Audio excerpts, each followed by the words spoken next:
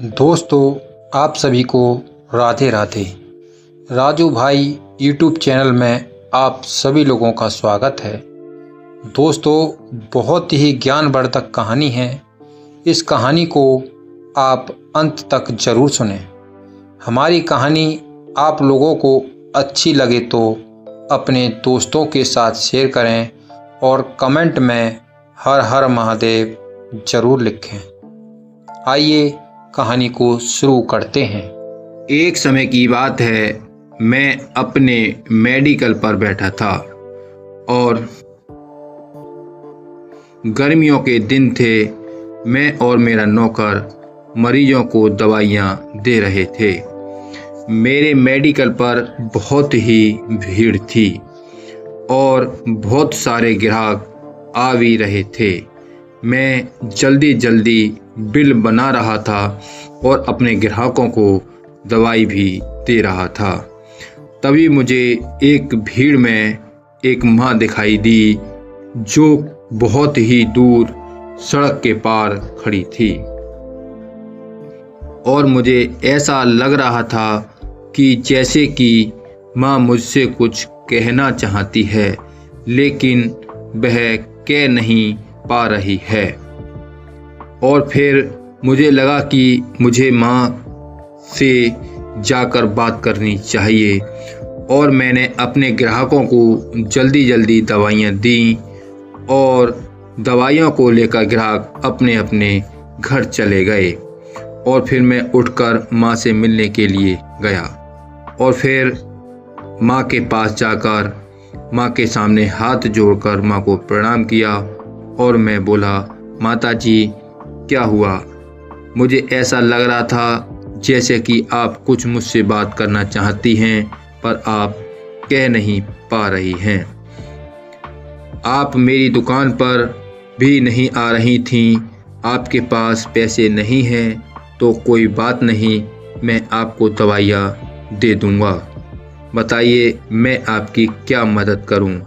तब माताजी बोली, बेटा मेरे पास पैसों की कोई कमी नहीं है, पर मैं तुम्हारी दुकान पर इसलिए नहीं आ रही थी क्योंकि तुम्हारी दुकान पर बहुत भीड़ थी। मैंने सोचा कि जब कोई नहीं रहेगा तब मैं दुकान पर जाऊंगी। तब मैंने माताजी से पूछा कि आपको कौन कौन सी दवाइयाँ चाहिए जो आप सब ग्राहकों के सामने नहीं बोल पा रही थीं। क्या आप मुझे बताएंगी कि मैं आपको कौन सी दवाइयाँ ला कर दूँ? माताजी आप क्यों परेशान हो? आप यहाँ पर क्यों खड़ी हो? तब माँ बोली, बेटा मैं तुझसे क्या कहूँ, मेरे बच्चे बड़े शहर में रहते हैं और वे गर्मियों की छुट्टी में मुझसे मिलने आते हैं, लेकिन अब की बार मेरे बेटे ने फ़ोन किया और कहा, माँ इस बार मैं आपके पास नहीं आ सकता। मैं और मेरी माँ, मेरी पत्नी और मेरे बच्चे, हम सभी गर्मियों की छुट्टी मनाने के लिए मंसूरी जा रहे हैं और मैं उन सभी को अपने साथ ले जा रहा हूँ। इसलिए मैं गर्मियों की छुट्टी में आपसे मिलने के लिए नहीं आ सकता। हम अगली बार ज़रूर आएंगे। इतना कहकर मेरे बेटे ने फ़ोन रख दिया।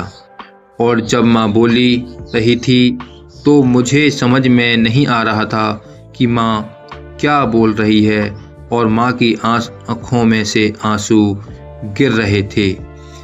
और जब माँ ने कहा कि बेटा मुझे मेरे बेटे की याद आ रही है, तो मैंने माँ से पूछा कि माँ मुझे बताओ मैं आपकी कैसे मदद कर सकता हूँ। तब माँ बोली कि बेटा तुम्हारे मेडिकल पर कोई ऐसी दवाई है जो अपने बच्चों को मैं भूल सकूँ? मुझे अपने बच्चों को भुलाने की दवाई चाहिए। और यह कहकर माँ चुपचाप वहाँ से चली गई। और फिर मैंने कहा कि हे परमात्मा, ऐसा दिन कभी नहीं आए कि अपने माता पिता को, अपने बच्चों को भुलाने की दवाई खरीदने के लिए मेडिकल पर जाना पड़े।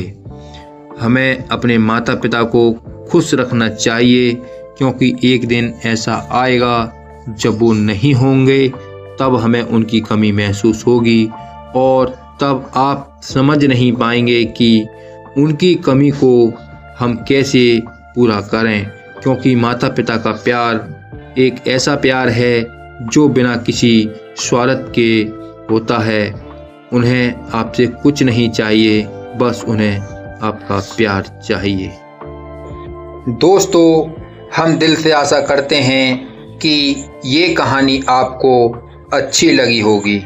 इसी तरह की ज्ञानवर्धक कहानियों को सुनने के लिए राजू भाई यूट्यूब चैनल से जुड़े रहें और यदि चैनल पर पहली बार आए हैं तो कृपया चैनल को सब्सक्राइब करें और बेल आइकन को प्रेस करें और वीडियो को एक लाइक ज़रूर करें और कमेंट में हर हर महादेव लिखना ना भूलें। दोस्तों, आज हमारी पूरी कहानी सुनने के लिए आप सभी लोगों को दिल से धन्यवाद।